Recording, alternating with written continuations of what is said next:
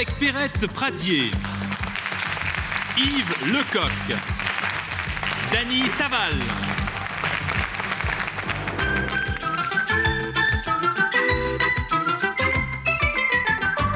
avec Corinne Lepoulain, Daniel Prévost, Jean-Marie Prolier.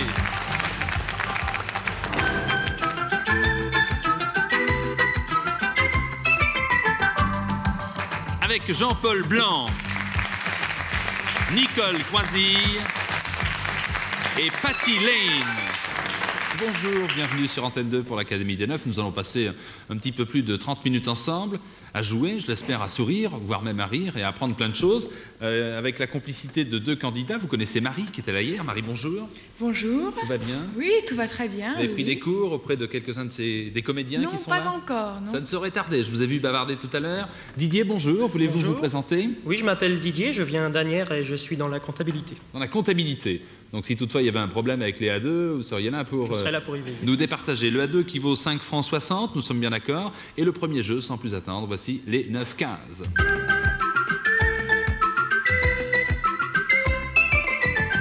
Alors, les 9 cases, bien sûr, c'est la ligne, avec une petite croix pour vous, Didier, un petit rond pour vous, Marie. C'est vous qui commencez, puisque vous êtes le bienvenu dans cette émission. Didier, alors avec qui voulez-vous jouer? Bien, je vais commencer avec Yves Lecoq. Avec Yves Lecoq. Bonjour Yves. Bonjour.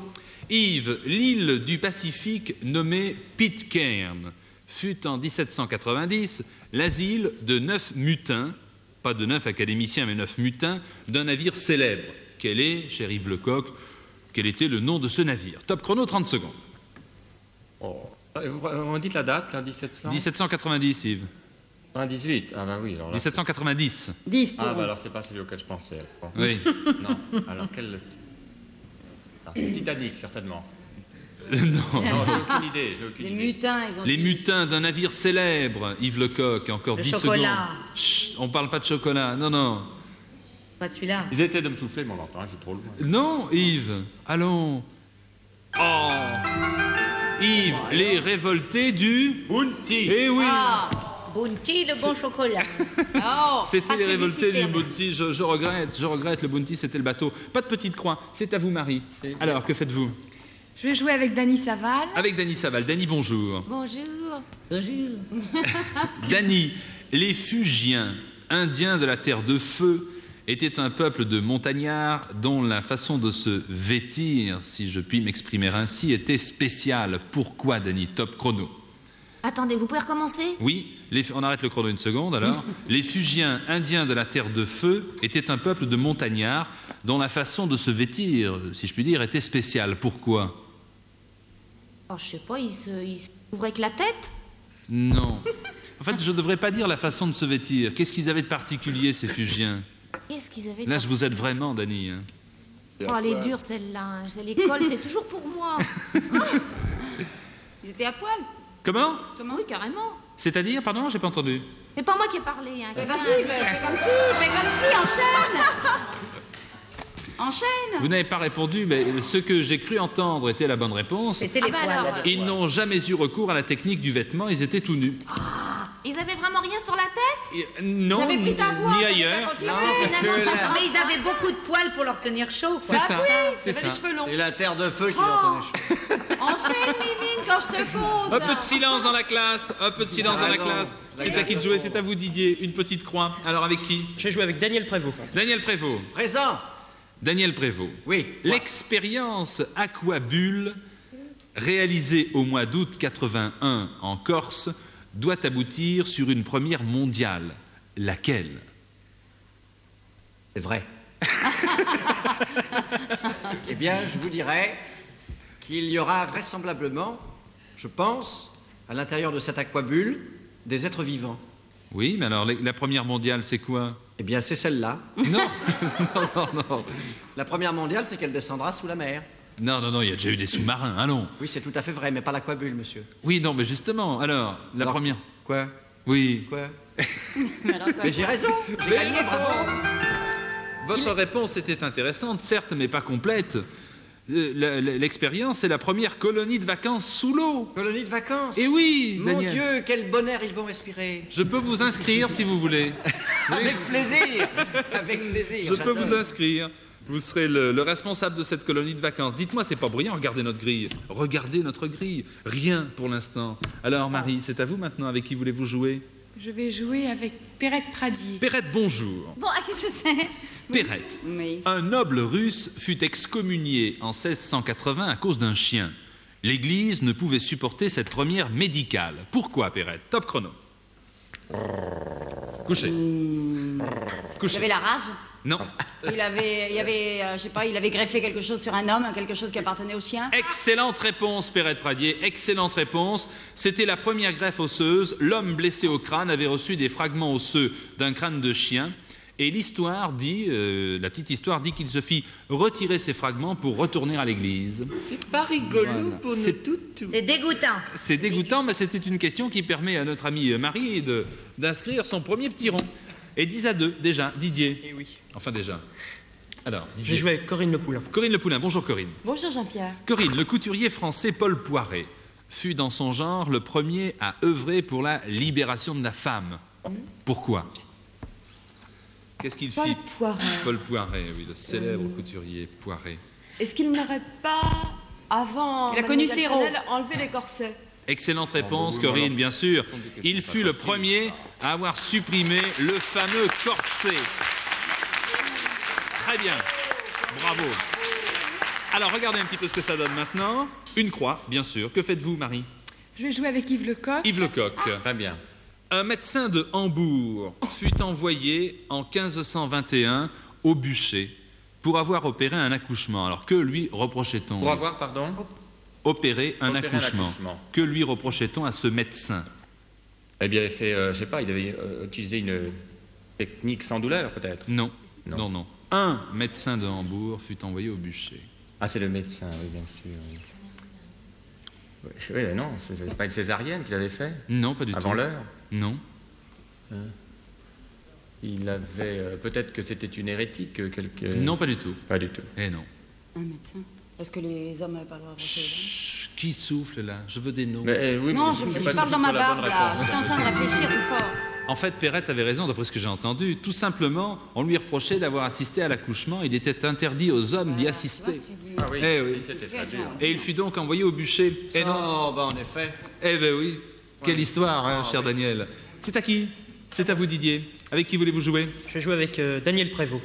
Alors là, je vais être brillant. Oui, ah bon? Là, Vous c'est à faites peu bien, près certain. vous faites bien de prévenir. Oui, d'accord.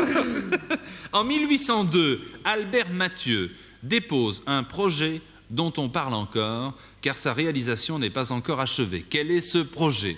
Le tunnel sous la Manche. Bonne réponse, Oh, Daniel oui. Prévost. Alors là, Il fut brillant. c'est vrai, en plus, quand il prévient, c'est que c'est pas pour rien. Formidable. Félicitations, Madame Soleil. c'est Madame Soleil. C'est J'en à vous connais maintenant, un rayon. Marie. Marie? Je vais rejouer avec Yves Lecoq. Avec Yves Ah, mais Lecoq. vous avez raison, je gagne toujours, moi. L'Américain Mario Mariotte établissait un record mondial de vitesse qui fut le dernier de son genre à être homologué. Nous n'étions pourtant, Yves Lecoq, qu'en 1906. De quel genre de record s'agit-il? Alors, c'était une course, c'est ça? De vitesse, une course d'auto, de moto, de... Une course, non, non, non, il était pas- tout seul. Il était tout seul, sur un engin ou... Oui, Un engin à moteur, donc. oui, mais un peu particulier. Un peu particulier. C'était en 1906. 6, oui. C'était un truc à vapeur, non? Oui, bonne réponse Yves Lecoq, en effet. Il a atteint la vitesse de 196 km/h sur un véhicule à vapeur. Bonne réponse et regardez, un petit rond. Didier? Moi, je vais jouer avec Jean-Marie Prolier. Attendez, regardez bien la grille, Didier. Ah, toi, Dany. Regarde. Ah ben oui, c'est une des deux hypothèses, vous avez raison. Ah non, mais si vous voulez pas de moi, faut comprendre. Si, si, non, non, non, non. Ça me gêne pas du tout. Pardonnez-moi, Jean-Marie. Avant de devenir poète officiel de la cour de François Ier, Clément Marot occupa un emploi auprès du roi. Lequel? Un emploi d'administration, non? Non. Un emploi de service, enfin. Oui. Chambel, non? Qu'est-ce qu'il pouvait faire? Il portait ses paquets. Femme de chambre. Il était Quand il était bonne chez... Non, il s'appelait Clément Marot, donc, Ah oui, pardon. Oui. donc il n'était pas bonne, il porte un prénom masculin. Il s'appelle Clémence. Non, Oui. mais il était valet de chambre. Bonne réponse, il était en effet le valet de chambre de François Ier. Regardez maintenant. Voilà, enfin, une croix, et c'est vous qui l'inscrivez, Didier. Félicitations, 100 à 2 supplémentaires, c'est-à-dire 130 à 2 pour 20 à 2 pour Marie. Attention Marie, attention Marie. Vous allez sans doute pouvoir vous rattraper maintenant avec notre deuxième jeu, le dernier des 9.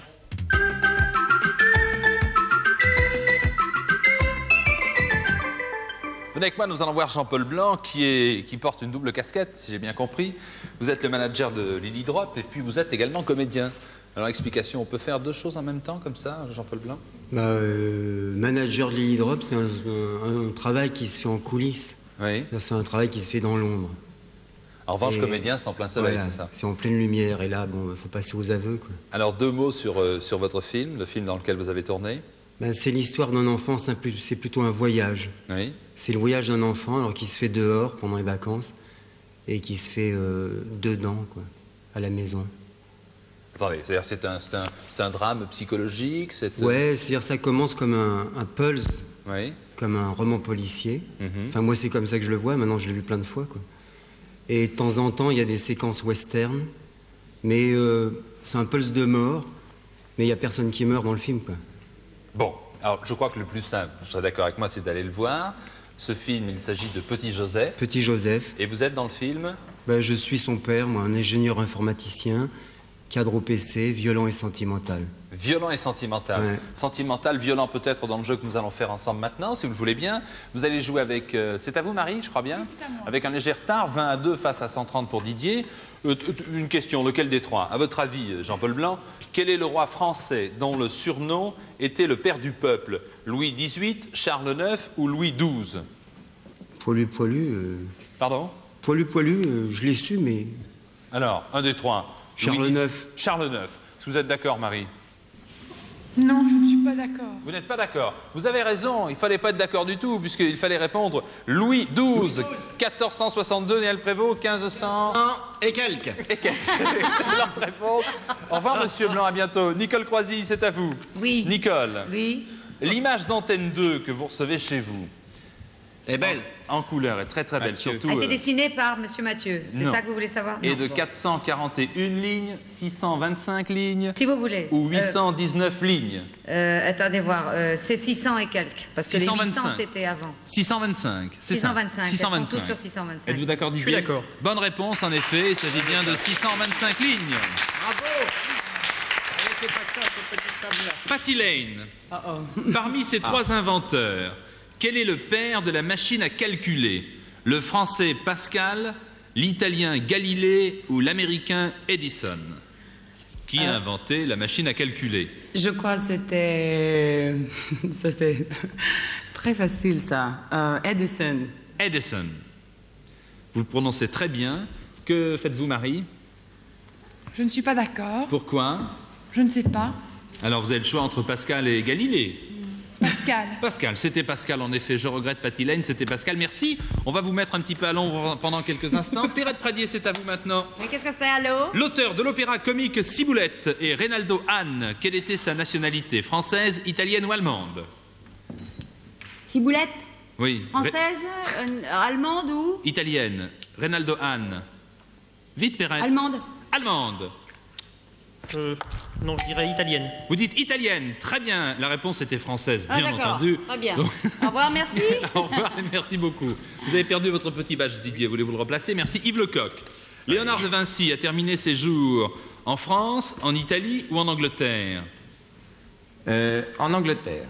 En Angleterre. Mais j'en suis pas sûr. Marie.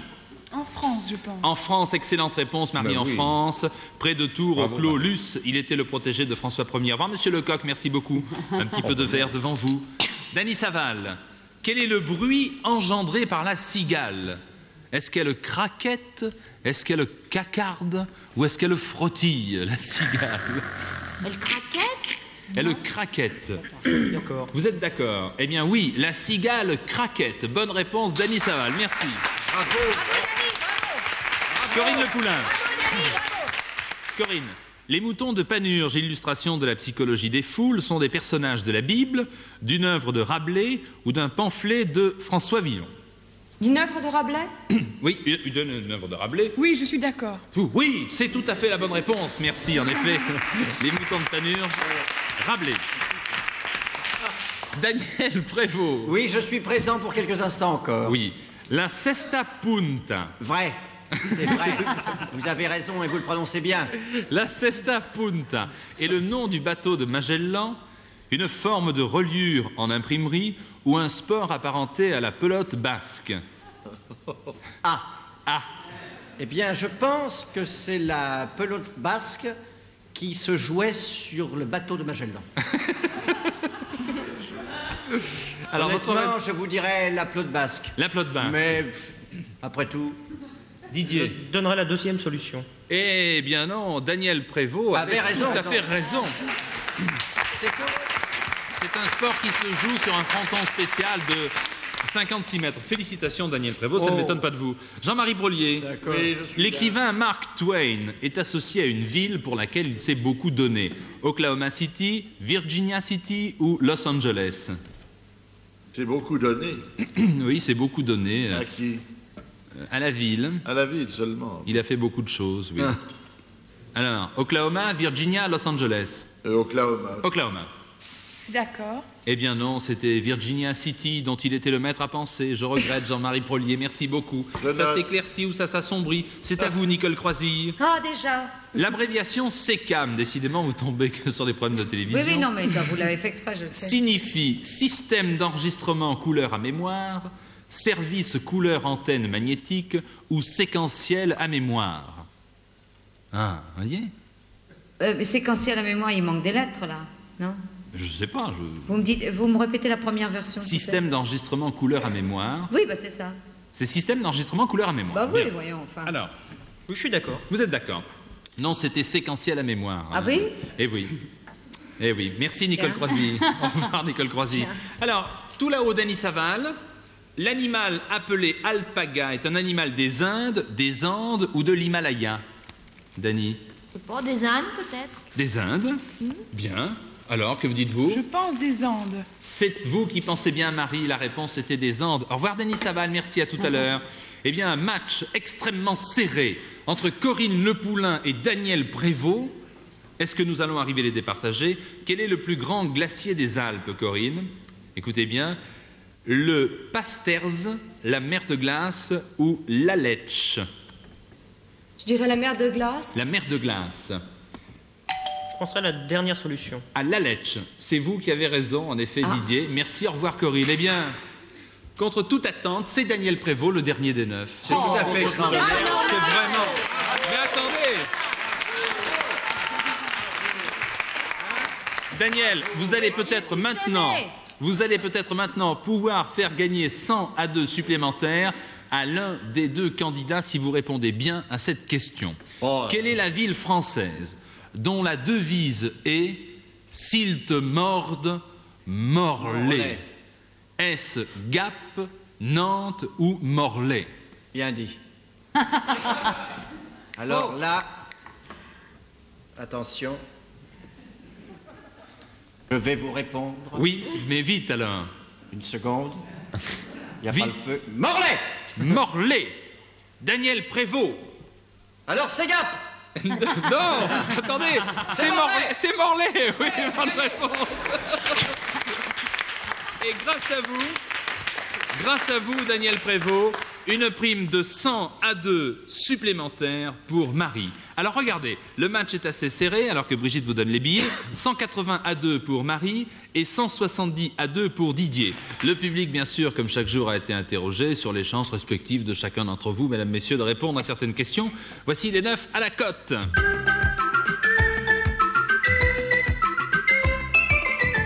Alors le premier thème choisi, les titres nobiliaires sous l'Ancien Régime, c'est-à-dire avant la Révolution. Didier, c'est vous qui allez commencer. Vous avez un léger retard. Regardez les codes qui apparaissent. Combien souhaitez-vous miser? Et avec quel académicien? Eh bien, je vais jouer 30 à 2 avec Yves Lecoq. 30 à 2 avec Yves Lecoq, dont la cote est de 20 contre 1. 3 fois 2, 6, c'est pas mal. Hein, vous tentez donc 600 à 2. Yves, 5 titres nobiliaires sous l'Ancien Régime, avant la Révolution. Top chrono. Baron, vicomte. Attendez, baron 1, vicomte 2. Comte. Comte, non. Marquis. Marquis 3. Duc. Duc 4. Chevalier. Chevalier 5. Excellente réponse, Yves Lecoq. Bravo. Il y avait également écuyer ou damoiseau, banneret, vidame et prince que vous aviez oublié, mais votre réponse était excellente, Yves Lecoq, bravo. Regardez le score, il a bien évolué. 740-2 maintenant pour vous, Didier. Marie, c'est à vous. Le thème choisi, les papes du XXe siècle. Regardez les codes qui apparaissent. Alors, il faut vous jeter à l'eau maintenant. Bien, Yves Lecoq encore. Oui. 20. 20 à 2, 2 fois 2, 4, vous tentez 400 à 2, vous n'allez pas rattraper Didier, là, attention, hein. Didier à 740 à 2. Bon, c'est ce que vous... 30. Alors 30 à 2, voilà. 30 à 2. Eh bien, cher Yves Lecoq, une nouvelle fois, c'est à vous. Voulez-vous me citer 5 papes du XXe siècle? 5 peintres. Papes. Ah, 5 papes. Papes. Bon, alors, Jean-Paul II. Jean-Paul II. Paul VI. Paul VI. Jean 23. Jean 23. Pie XII. Pie XII, 4. Aïe, il en manque un.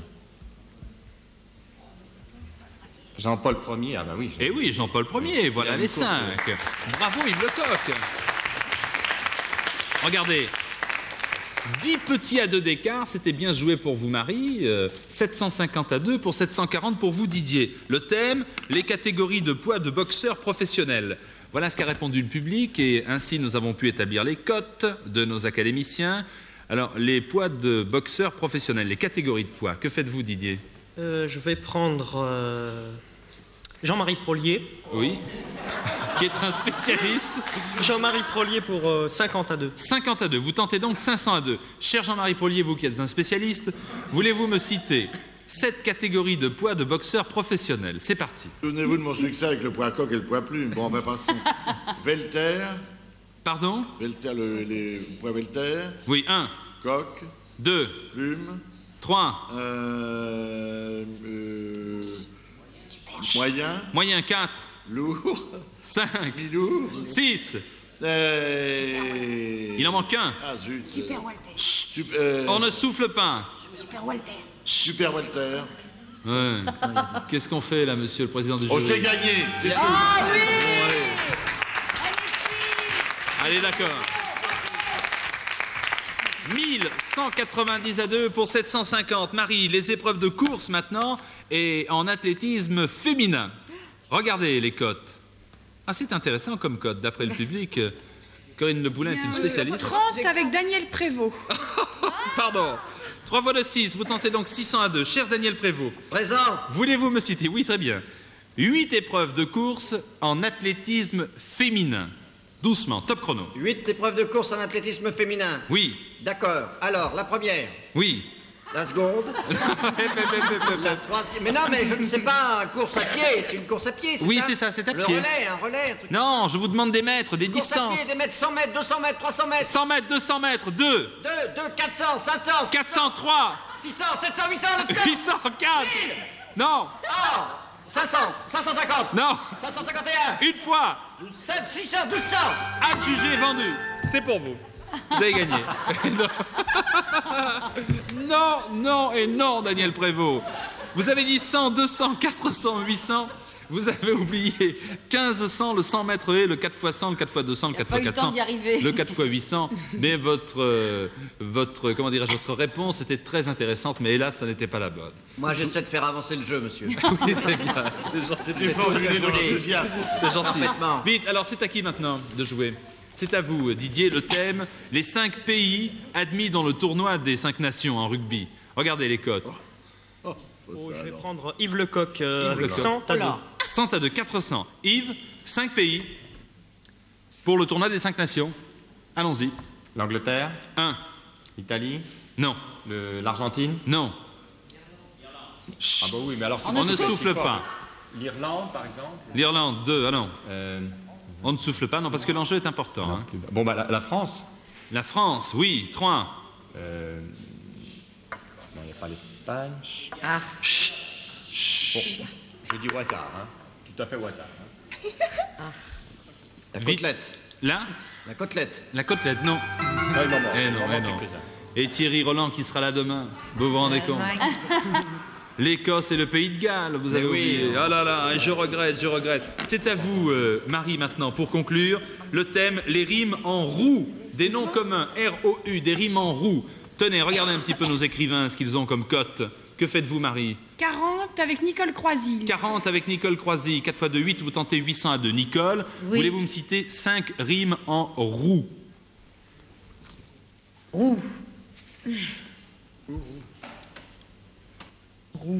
Alors, il y a roue, d'accord. 1. Avec le R. Oui. Ah non, je suis obligée de mettre le R à chaque fois, c'est pas une rime totalement riche. Si, avec... Ou, le ou. Le roux, R, avec le roux. R, ah oui. Avec roux. 5. Vite, 10 secondes, Nicole. Brou. La vis. Chut, non, c'est pas la vis, mais La c'est... broue. Non. Non, pas brou. Oui, brou, c'est bon. 2. La proue du bateau. La proue, 3. Un trou. Un trou, 4. Aïe, aïe, aïe, aïe, aïe, aïe. Il y avait courroux, écrou, froufrou, garou, kangourou, loup-garou, roux, tourne, roux, trou, verrou. Et Daniel Prévost. Eh bien, le score final, 1090 à 2 et 680 à 2 pour vous, Marie. De toute façon, vous serez là tous les deux demain, bien entendu. Et demain, nous retrouverons tous les candidats qui ont joué avec nous cette semaine pour les enchères des 9. Bon appétit. Demain, c'est à 12h07 sur Antenne 2. Au revoir et merci.